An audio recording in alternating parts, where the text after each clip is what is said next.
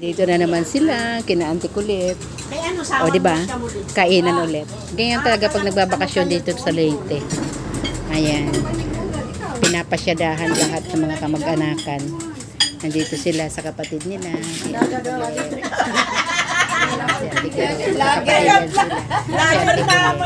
Pinsan nila si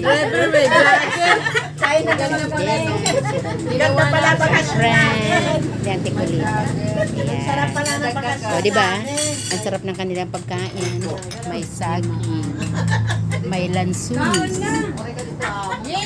may papaitan. Papaitan yan, te? Ang paborito ng bayan. Ang diba? Diba? O, ganyan magbakasyon dito sa Leyte. Susubo na ako. Sige na, ante, kain na. Kain na po. Tapos yung nyug nila, oh, di ba cute? Ang cute din na, oh, maliit din. Maliit din.